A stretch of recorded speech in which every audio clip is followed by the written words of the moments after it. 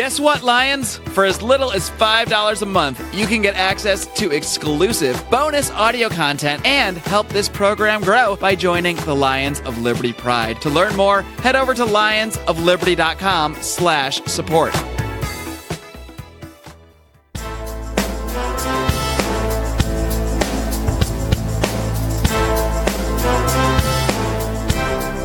Welcome to Felony Friday, a presentation of the Lions of Liberty podcast. Here is your host, John Odermatt. Felons, friends, and freedom lovers, it is time for another episode of Felony Friday right here on the Lions of Liberty podcast. Of course, those who are longtime listeners to this show know that each and every week I like to focus on exposing injustice in our nation's broken criminal justice system. And this is one of 3 shows that we have here on Lions of Liberty. We have a show every Monday hosted by Mark Clare. It's our longest running show. It's our flagship show where Mark hosts interviews with leaders in the Liberty Movement. He hosts roundtable discussions with people like myself and Brian McWilliams, who is the host of Wednesday's show, which is Electric Liberty Land, which is a weekly shot of culture, comedy, and liberty. And guys, this is the 91st episode of Felony Friday. I got a lot of stuff that I'm going to talk about with you guys today. This is a solo show. There is no guest. It's just me. There is so much shit going on right now in the world today that I need to take some time out and weigh in on a couple of these topics. Just had to be done, guys. Had to be done. So there's going to be an abundance of links and notes and all kinds of stuff to look at on the show notes page. You can find that at lionsofliberty.com/FF91. And guys, my last couple episodes of Felony Friday, I have actually more than that. A lot of my episodes I've focused on the war on drugs, but especially like my last week's episode, I did not focus on the war on drugs directly. We talked about the death penalty. That was with Shane Claiborne, an outstanding interview. But the couple before that, some really great interviews talking about the war on drugs and the impacts of it, some personal stories and people that overcame obstacles after facing ridiculous sentences for being convicted of nonviolent crimes. We had Ramona Brandt on the show. We had Jamel Nettles, and talking about addiction and how most people have addiction wrong. I talked to Johan Hari, the author of the book Chasing the Scream. That was a fantastic interview. I've listened to it myself like 2 or 3 times. I keep going back to it. You guys can find all these interviews and everything that I've done up until this point at my archive, felonyfriday.com. So please, guys, check that out. If you don't want to go there, you can also go to iTunes, of course. You can go to Stitcher, and you can go and you can look back in the feed of all the other Felony Friday episodes. Find a catchy title there, something that catches your interest, and give it a listen. There's just so many great stories to be told. I want to encourage you to go back and check those out. Now, today's episode, like I said, no guest, just me. For the entirety of today's episode, this episode is going to be 100% Is It a Crime? What that means, the entire episode, we're going to play America's fastest growing podcast game show, Is It a Crime? And should anybody do time? Is it a crime? Should they do time? Or do you think they learned their lesson from a hefty fine? Is it a crime? Should they do time? And since we have to ask the question, is the system down or out of line? And what does that mean? What does that mean when I say, it's a game show? What are we looking into? What are we trying to prove? People have said nobody wins. There's no declared winner. There's no points. How can it be a game show? And I say, shut up, because I'm the host of the show and it's a freaking game show. So, but the point of it, and there was a little confusion on this several weeks ago in the Lions of Liberty Forum.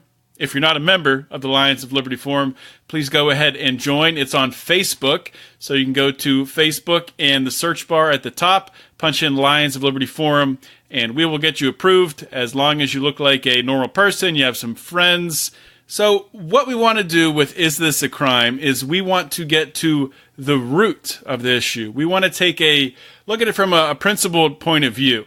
The confusion that came out of the forum a few weeks ago had to do with someone asking, well, are they asking, should it be a crime, looking at it from a legal standpoint as the laws that are on the books or something like that? And no, we're not looking at it like that. I'm not asking, if somebody gets arrested for trafficking cocaine, is it a crime on the books right now? So that it is valid if they, get arrested, get charged, and get convicted.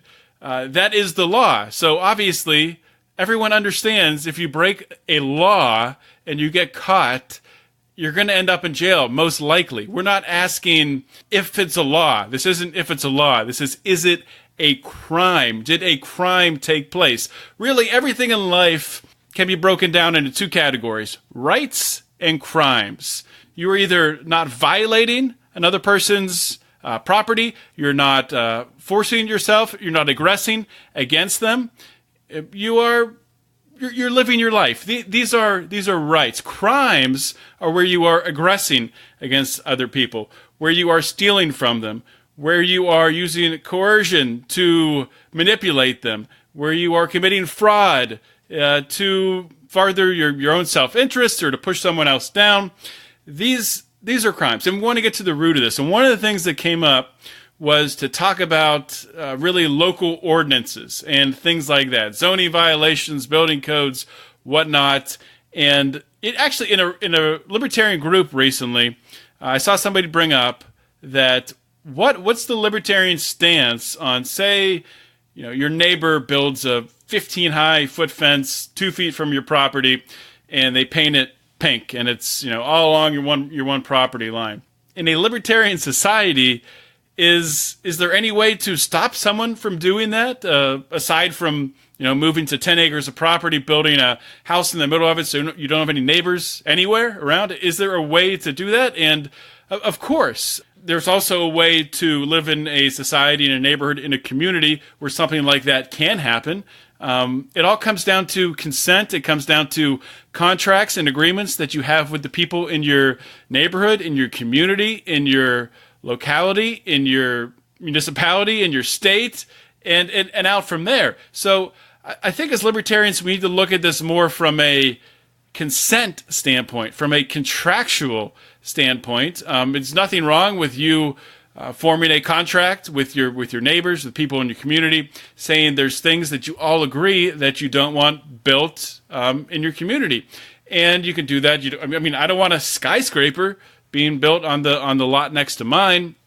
These things can be done with things like HOAs and things of that nature. The problem is when people don't have consent, when things are forced upon them, and when they sign into an agreement expecting one thing, and that agreement is changed without their consent, without them being able to say yes or no. A lot of people talk about, well, what would happen if the property is aired down to their children and so on? Does the consent continue? And that stuff's all got to be written into the contract. And I'm not an expert in contract law, but that stuff can all be worked out. So, the point there is with local politics, with things like zoning and ordinances and things like this, that stuff can be handled between individuals, between coalitions, between groups. It doesn't need to be a state government. It doesn't need to be a school district weighing in, although it can be. We could do an entire episode talking about this topic. But that's not what I'm here to do today. Today, we're playing Is This a Crime? So I want to start talking about some of these situations. And actually, this first one has to do with local ordinances coming into play, come to think of it.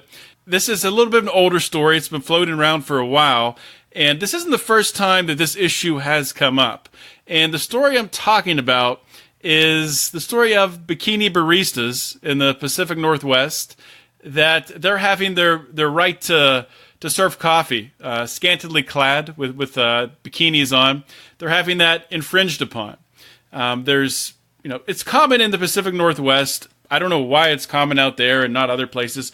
I have no idea. But there's There's several different coffee stands that they pop up. They're called things like Twin Peaks, Peekabrew, Java Jigglers, things like that. And they're described as getting your coffee with a view. So when you pull up to the window to get your coffee, you're greeted by a good-looking girl there in a bikini, and she serves you your coffee. And last month, the city of Everett, Washington, this is 25 miles north of the progressive bastion of communism, Seattle, and they passed an ordinance that banned bikinis at the town's drive-thrus. And the way they did this is one of these ordinances prohibits quick service restaurants from exposing their midriffs, breasts, and top 3 inches of their legs. Just imagine there being a violation, the cops showing up, and some cop pulling out a freaking tape measure and trying to figure out how many inches are showing from the top of a woman's legs. That is just a freaking ridiculous picture, but it's probably something that will happen with enforcement of this ridiculous ordinance. You know, to weigh in on this, this is not a crime. And I think to break it down a little bit further, this comes down to property rights.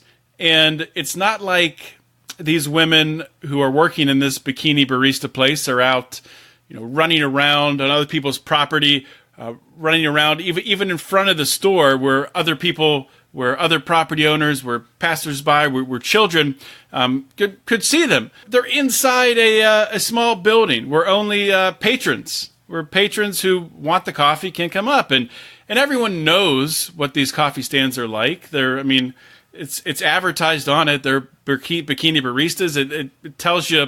The names. I think the names of the coffee houses pretty much give it away. So you're not going to pull up to them with a car full of children.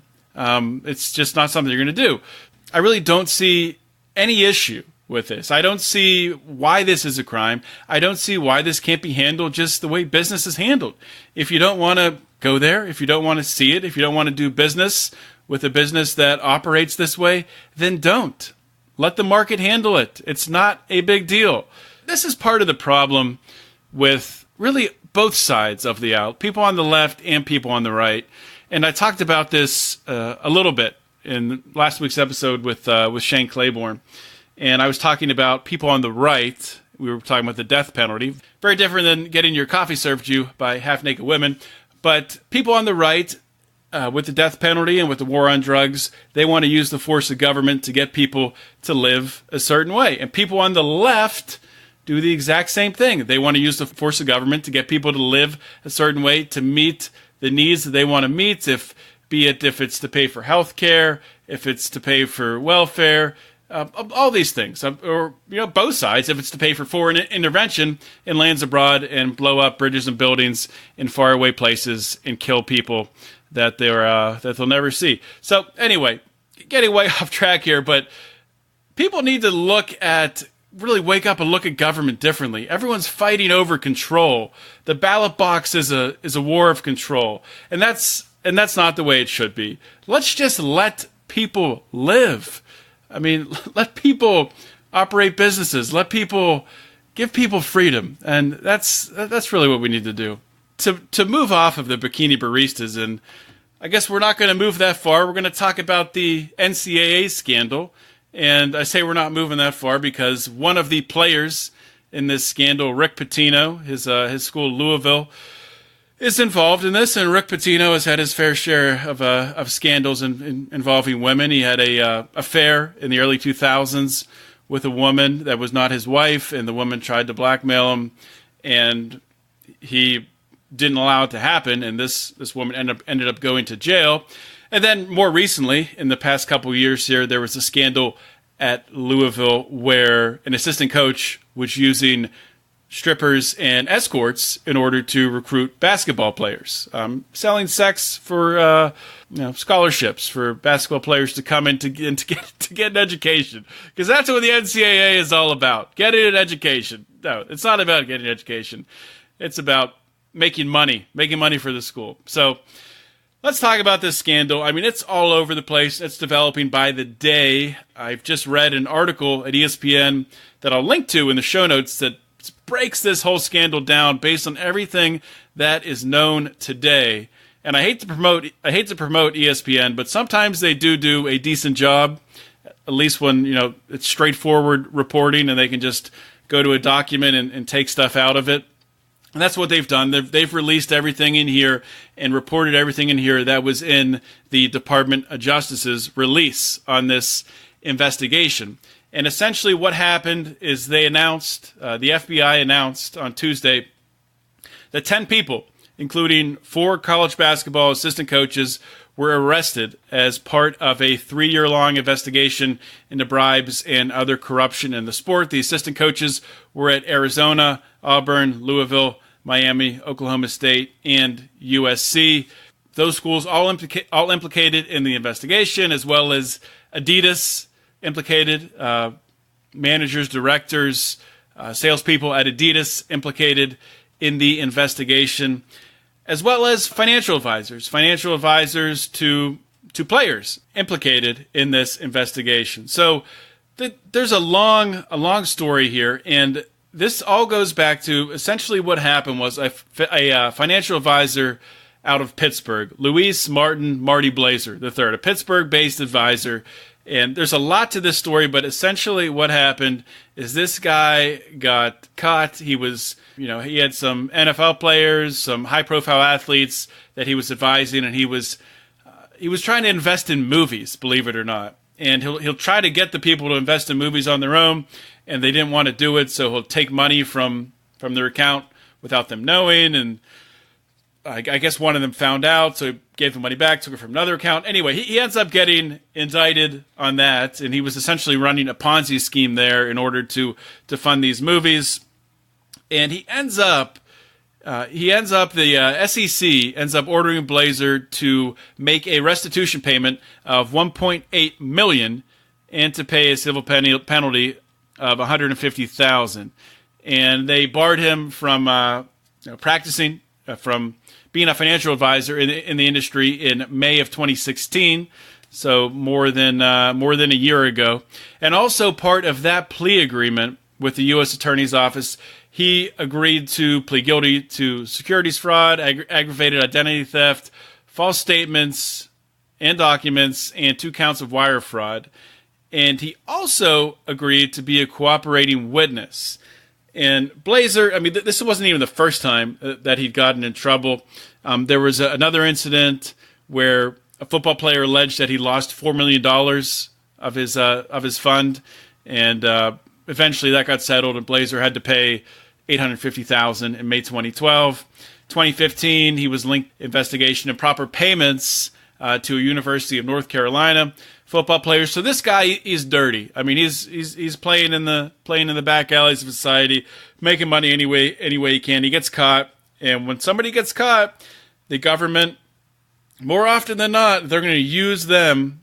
They're going to hold over them in order to spread the net, to get other people. So that's exactly what they did, and they used Blazer's contacts. Blazer came in contact with a former NBA and college referee by the name of Rashawn Michael, I believe his last name is. Mitchell, maybe? Anyway, so these two start concocting up schemes. And remember, at this time, Blazer is he's talking to the U.S. Attorney's Office. And this Rashawn Michael he's talking about all the deals that he can make with NCAA players. He was at the time, in the past several years, this guy, he went from being a referee to being to owning a clothing line, a clothing store, and he was making some of the suits for the top players, top NFL players, NBA players, all contacts all over the place. So he got tied in and he got access. This former referee turned clothing entrepreneur got tied in with a bunch of different NCAA coaches, one of them being Chuck Person at Auburn. And Chuck Person, the former Auburn great NBA player, made a lot of money in the NBA, but apparently needed money, so didn't manage his money well. So this Rashawn Michael hooks him up with Blazer. At this point in time, they're talking about how they can use the financial advisor's funds to get players to commit to a certain school and whatnot. and making payments to family members, making payments to players to get them to commit, with the promise that they'll go to the NBA, and then this financial advisor, after giving out these loans, will get the money back tenfold. So that was the crux of the deal. And later on, they get involved with, and where Louisville is involved with this, they were getting their payments for incoming recruits they weren't coming from financial advisors, they were coming from Adidas. So there's in the high school basketball underworld, the shoe companies, Nike, Adidas, that they sponsor AAU teams, they sponsor all these different teams, all these different camps. And it's a big part of recruiting that, Adidas and Nike also sponsor college basketball teams. So college basketball teams go after recruits that are that are either at these Adidas camps, or they play for the Adidas team, or they play for the Nike team, depending on which shoe company they're signed up with. So it's ridiculous. And the funny part is Rick Pitino talked about this a couple years ago, how the shoe companies are controlling college basketball because that's where all the money is. And this is just a ridiculous scenario. I mean, to ask, is this a crime? Did a crime occur here? Yes, crimes did occur here. But everybody in their right mind knew that this type of stuff was going on. This reminds me, as soon as I started reading about this and learning more, I was having flashbacks to the steroid investigations, to when steroids broke in baseball, that everyone in baseball was taking steroids. All the home run hitters, Sammy Sosa, Barry Bonds, Mark McGwire, pitchers were taking steroids, relief pitchers were taking steroids, little tiny second baseman, leadoff hitters were taking steroids. Leadoff hitters were hitting 50 home runs. And there was a long period of time where nobody questioned the amount of home runs being hit. Nobody questioned why it was happening. Everybody was just, baseball was making a comeback. They'd come out of having a strike in the 90s, and it was back. Baseball was back, man, and it was better than ever. But guess what? It was steroids. And right or wrong, if you think professional athletes should be allowed to take steroids, that's not really the point. My point here is that people had their head in the sand. Everybody, I mean, you had to know these guys were blowing up, muscles with taking HGH. Their heads were expanding. Everybody knew that these baseball players were taking performance enhancing supplements, but nobody cared because it was good for the game. And that's the exact same thing that's happening now, and it's been happening for as long as I can remember with the NCAA, with NCAA basketball, which this scandal has hit first. And I guarantee you, the same stuff happens with NCAA football. I don't know if it happens with, NCAA volleyball or NCAA baseball. Probably not. Those sports don't make a lot of money. It's probably only the major sports. But everybody knows that this goes on. Everybody knows recruits are getting paid to go to certain schools. They're getting funded through back channels, be it boosters, be it shoe companies, be it financial advisors.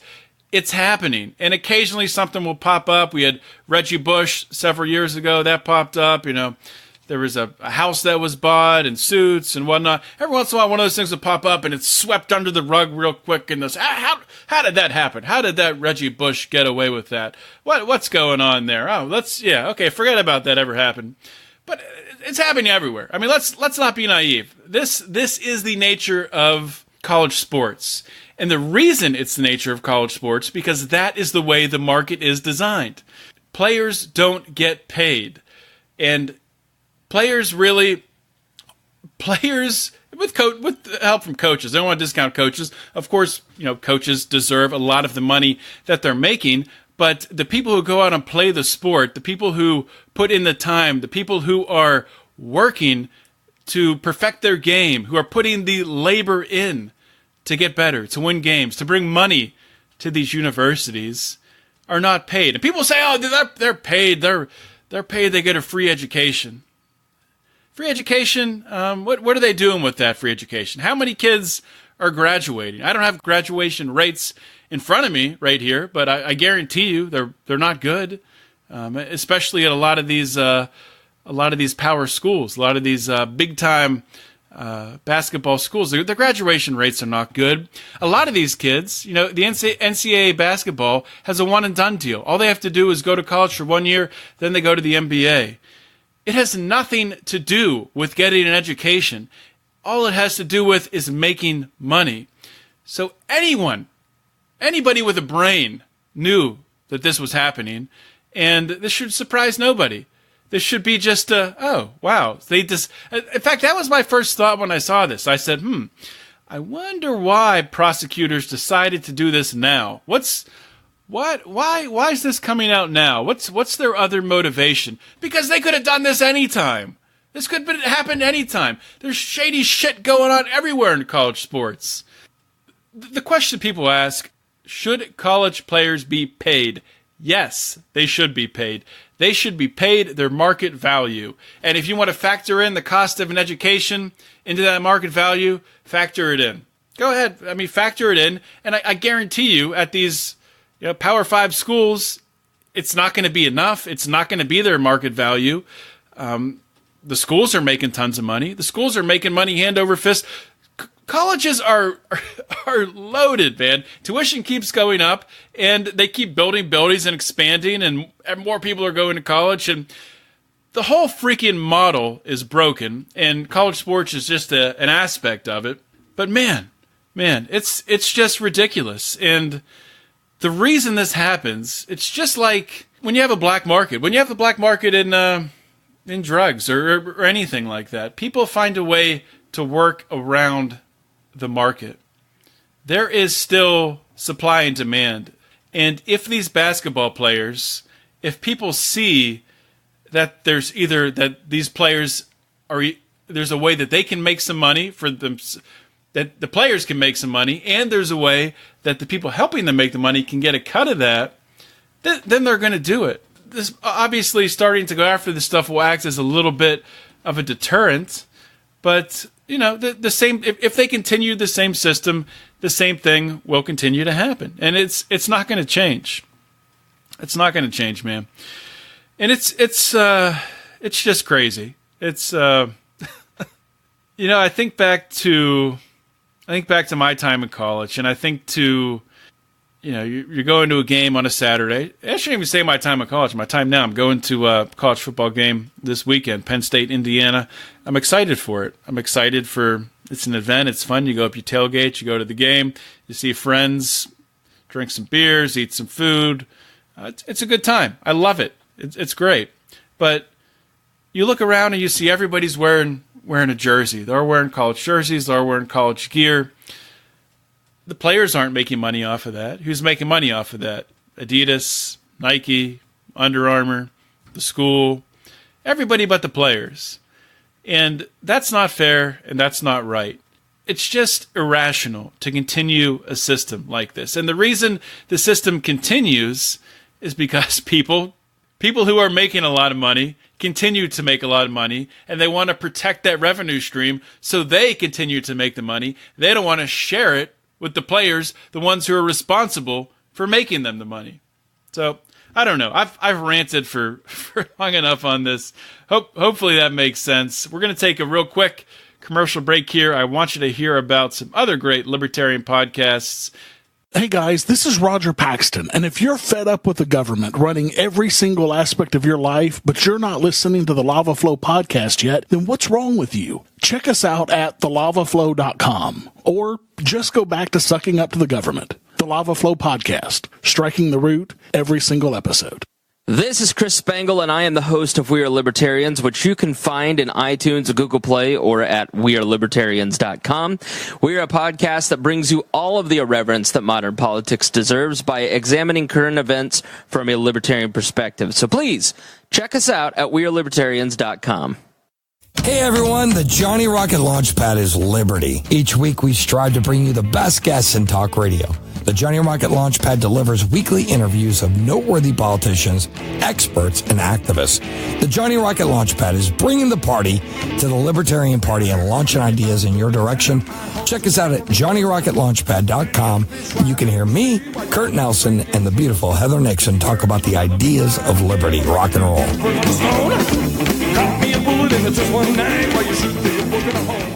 All right, and we're back. That was the League of Liberty. And, of course, the League of Liberty, for those of you that are in the Lions of Liberty Pride, know that the first League of Liberty podcast was just published. It was published. What? I haven't seen it. I haven't seen it in any of my podcast feeds. That's right. You haven't seen it unless you are in either the Lions of Liberty Pride, or if you're in the Patreon group for the Lava Flow, or We Are Libertarians, or Johnny Rocket Launchpad. You got to be in one of our bonus content groups, and it's been provided out in the Lions of Liberty Pride. It's been provided. You can join the Lions of Liberty Pride by going to lionsofliberty.com/support, and you hear that bonus segment and much, much more. And of course, that bonus segment included Mark Claire from Lions of Liberty, Roger Paxton from the Lava Flow, Chris Spangle from We Are Libertarians, and Johnny Adams from the Johnny Rocket Launchpad. It is an outstanding podcast. So much fun to listen to. Check it out today. Go to lionsofliberty.com/support to listen up. All right. We got a couple more Is It a Crimes here to get through. Next, we're going out to California here to Delray Oaks. A Delray Oaks city manager slapped with felony charges. Longtime Delray Oaks city manager Daniel Dawson will face criminal charges for allegedly abusing his power after buying the last open residential lot in the city of Monterey County. And District Attorney Dean Filippo is the one prosecuting here. And actually, there's some penalties associated with this. They're accusing Dawson of being financially interested in a contract that he made in his official capacity, and then for failing to report it on his economic interest as required by the Political Reform Act. And Dawson failed to report this on his economic interest forms that he filed in 2015, 2016. He could spend, if convicted, a maximum of 3.5 years in prison. So the question here is, and this guy served from August 2008 to January 3rd, 2017, when he resigned, and he bought a lot. This all comes down to buying, it doesn't really make sense, buying the last open residential lot in the city. What does that mean? I mean, I'm somebody who, on the side, I buy and sell real estate. I buy and sell mostly vacant land, and the last residential lot, the last one owned by the city, that's not really clear, because I'm sure there's other vacant lots, unless every other lot in the city has something built on it, which would be sort of ridiculous. That really never happens in any city. There's always open lots because some lots just aren't usable, or people own them that they're just sort of waiting. They're investors and they're waiting for the right opportunity to either develop or to turn into a housing plan or something like that. But anyway, so he buys a lot, and they're saying he used his position of power to buy this lot. So is 3.5 years in jail too much of a punishment for this? Yes. I think any jail time is way too much of a punishment. I don't think this guy should serve any time.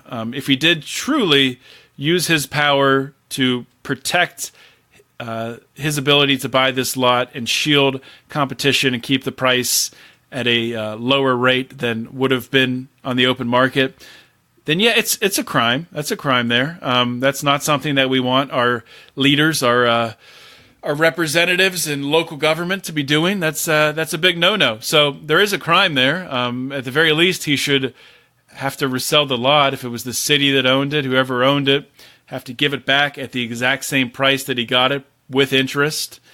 And yeah, just resell the lot. I don't think there's much more to come from this.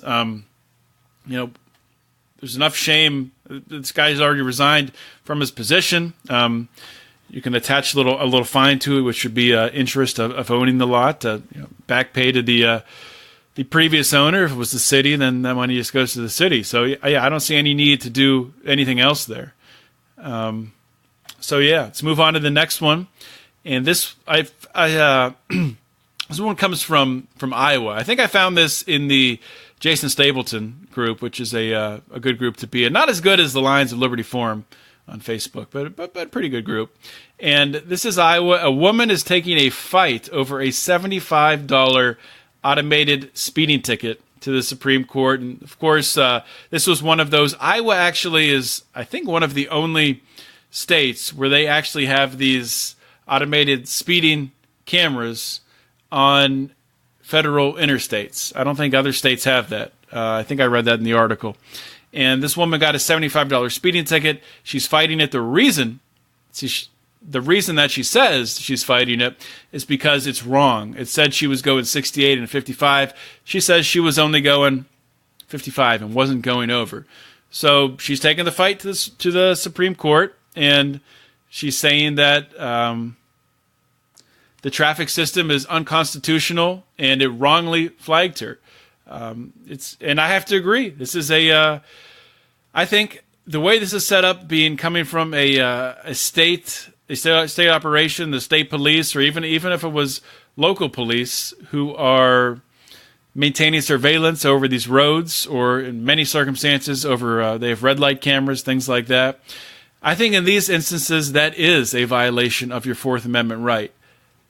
However, if private citizens owned the roads, if there wasn't a tragedy of the commons, if it wasn't state-owned roads, if we actually had privately owned roads and private people actually maintained and built the roads, I would not have a problem with them using means as these, be it automated cameras, drones, things like that, aircraft to track speed on their roads. Because they own the roads, and it is their obligation, it's in their financial interest to keep the roads safe so they don't get sued. So if they think a way of keeping the roads safe would be to keep people going below a certain speed based on studies, based on looking what other private road owners are doing, then sure, they're fine to do that. And the same thing could apply with having a alcohol limit, with having DUIs, with flagging people for driving under the influence. Just because it's a privately owned road doesn't mean that stuff would go away. I think there could be roads, sure, there could be privately owned roads that would allow that would say that we don't care if you drink and drive, go out there and go 90 miles per hour. I don't know if I would drive on that road. I might. It depends. I mean, I don't know. We don't live in that society, so who the heck knows? All I'm saying is this stuff inherently is not bad. DUIs and traffic cameras and speeding tickets, stuff like this is not bad. It's the way that it's enforced that is the problem. They're enforced as revenue generation. There is no consent. This stuff is just is forced on you. And a lot of the time, because it's done in that way, because the objective is to generate revenue, and the objective is not to keep anybody safe, that it doesn't. And in this case, somebody pointed out in the comments of this article about this Iowa woman fighting the $75 speeding ticket, somebody pointed out that laws like this, most of the time they're not going to do the best they're not going to get a reckless driver off the road. An automated camera, someone's driving 110 miles per hour, flags them, bam's got their license plate, tickets in the mail. Guess what? They still continue to drive 110 miles per hour, and they could have hit someone 5-6 miles down the road. So, maybe a road owned by a private citizen, maybe they wouldn't have these because they would prove not to be the best way of keeping the road safe. Maybe it would be to have actual, security on the road that would stop someone driving recklessly. So lots to think about. It's always interesting to think about what society would be like, what a more free society would be like. We're a long way from it. But this show and all the shows on the Lions of Liberty podcast are all about talking about that. Guys, I was going to talk about one more post, and I think I'll save that either for next week's episode or maybe for a bonus episode to be announced, which would be in the Lions of Liberty Pride, of course, which you can join for as little as $5 a month by going to lionsofliberty.com/support. We actually just had our $25 level monthly conference call with some of the members of that group of the Lions Guard. It was a fun call. They always are. I always enjoy the calls, and I enjoy hearing from our listeners, hearing from members of the Lions Pride directly. Things they like, things that they think we're doing a good job with, things where they think we could do a little bit better, maybe steer ourselves in a little different direction. So it's great feedback, and I'm not just saying this because it's truth. It's a fact, and I wouldn't be saying this if it wasn't true. I just wouldn't say it at all. But I got to say, the people in the Lions of Liberty Pride are some of the best people that I've met in the Liberty movement. Great people, nice people, honest people, very civil when discussing libertarian matters, when discussing policy. And I'm not just saying that to toot our horn that, hey, we have a great podcast and the best people like our podcast and join the Pride. I don't know why they do, but I just think it's awesome. And I can say the same thing about the Lions of Liberty Forum. We don't have any problems in the Lions of Liberty Forum with people getting out of line and cursing people out and having to kick people out of the forum. It doesn't happen. So I don't know. I'm not sure what really causes that, but if you're not a member of the forum, get yourself in there. And unless you're going to be a jerk, then don't join. Yeah, I guess we don't want you. But if you're going to be a good guy, if you're going to, or girl, if you're going to be a good person, then please join the forum. Would love to talk with you. And guys, that's all I got for today. I'm exhausted. I've been talking for going on 42 minutes, something like that. So I'm just gonna leave it at that. Check out DonorC. DonorC, a great app, a project funding app. There's a ton of great projects there. I'm not going to promote any one specifically now. We've supported a lot recently in the Houston area. So there's a ton on there from all around the world. The great thing about DonorC is you get to see the project progress forward, actually happen, and actually have a positive impact in people's lives. So check that out. Download the app. That is all I got for today, guys. Thank you so much for listening. This is John Odermatt signing off. Always remember to keep your head up and the fires of liberty burning.